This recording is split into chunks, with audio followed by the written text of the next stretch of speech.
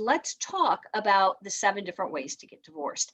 And I say that sort of tongue in cheek because there's 7 different ways people think you can get divorced, but there's really not 7 ways. And we'll talk about that in a minute. The first way to get divorced is the way that everybody knows, and that is litigation. And litigation means lawyering up, fighting in court. You fight till you're done. And if you can't make an agreement, you go to trial and the judge decides your divorce for you. That's the old way of getting divorced. And in the past, that was the only way to get divorced.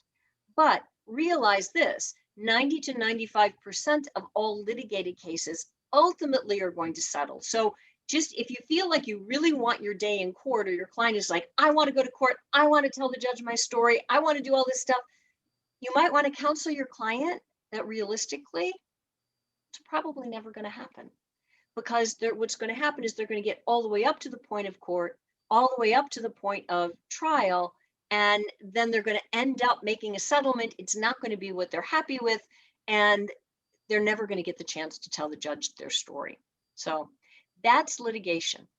The next way to get divorced is the kitchen table divorce. It's negotiating directly with your spouse. Now, on the continuum of expensive and time-consuming, negotiating directly with your spouse and coming to terms and making an amicable settlement is the quickest, cheapest, least destructive way to get divorced. But it's also not possible for a lot of people.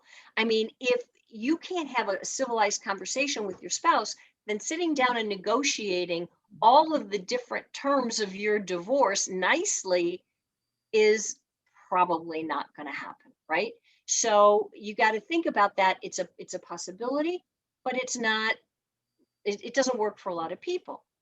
So if that describes your client like they'd like to keep it amicable, but they can't talk to each other, then what do? Well, then they may consider mediation. Now, in mediation, there is a mediator who is neutral. They're trained in mediation, and the mediator's job is to facilitate an agreement between the divorcing couple. So the mediator helps them communicate, the mediator helps them reach an agreement, and then, from there, they can go to court, just walk the paperwork through and get the judge to grant them a divorce, because the only one that can ever grant a divorce is a judge. But mediation, people think of it as like this fixed thing, there's only one thing called mediation. The truth is there are lots of different kinds of mediation that people can use, and we don't have time to go through all of the different kinds, but I strongly suggest, I know Ellen Feldman is here and she's a mediator. She is an amazing divorce mediator. And, if you had questions about mediation, you can feel free to contact any of us or to follow up with Ellen. But for example, different kinds of mediations are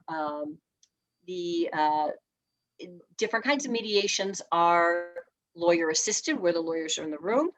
Regular mediation where lawyers aren't in the room and it's just the clients. You can have mediation sessions that go in 2-hour chunks and 1-hour chunks all day. So there's a lot of different ways to do that. So the point is to just know that options are available to you.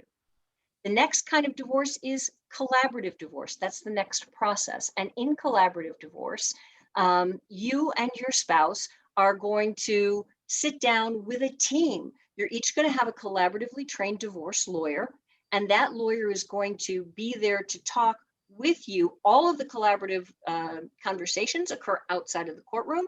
You're going to have the lawyers, and you're going to have a divorce coach who is there as a trained mental health professional to help you communicate with your spouse and to help keep the negotiations productive.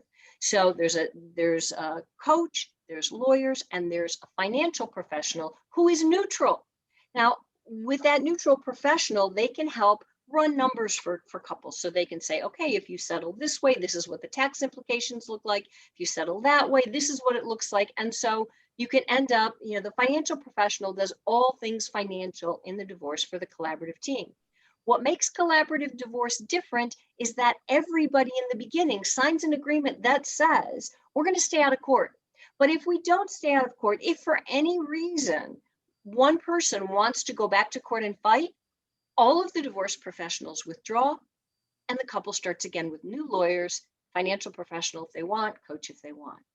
And most people think that's a horrible idea. It's like, oh my gosh, why would I want to do that? And The reason is, yes, that's exactly the point. Because negotiating is hard. And when it gets hard, if you've got a team together and you've got this agreement saying your professionals will withdraw, you're less likely to just walk out and leave. And the lawyers are less likely to stir the pot and make a fight because they know that if they make a fight, they'll lose their clients. So that's collaborative divorce. There's also cooperative divorce, which, by the way, isn't really a process. It's not a separate process. Usually it's what lawyers call litigation light, which means that everybody is trying to cooperate and trying to play nice, but really you're in the litigation divorce process. The details aren't really important. What matters is that you're trying to cooperate with your spouse and do things nicely. But in cooperative divorce, or what people call cooperative divorce, you don't have the same rules as you do in a collaborative divorce. And so it's easier to go off the rails. The next process is arbitration. And arbitration in Cook County, in the Cook County area, it's not used that often because I don't know why, just historically it's not. But in arbitration, you have an arbitrator who is like a lawyer and or like a judge, and that arbitrator is going to decide your case for you. So it's like having a private judge. Where it's useful to have an arbitration is when you've got one issue that's really gumming up the works. And if you and your spouse could just come to terms on one issue, everything else would fall into place. If that's the situation that your clients find themselves in, getting an arbitrator to decide that one issue can make their divorce move a lot more smoothly, and it may be helpful in that kind of a circumstance. And the last process is online divorce. And this, in case you can probably guess, this is the one way that's not really a divorce process, because when people say, oh, I got an online divorce, they didn't. When you go online to Rocket Lawyer or LegalZoom or any one of those services, what you're going to get are your divorce documents done, right? And then you're going to get the documents, and then you or a lawyer or someone on your behalf has got to walk those documents through the court system. And in Illinois, to get divorced, one party must appear before the judge no matter what, right? So you're still going to have to go to court. You're still going to have to do all the filing and figure all that out. So when you say online divorce, it's not really a process, but it's a way to get your documents done. So these are the different, this is everything about divorce process that you probably never wanted to know.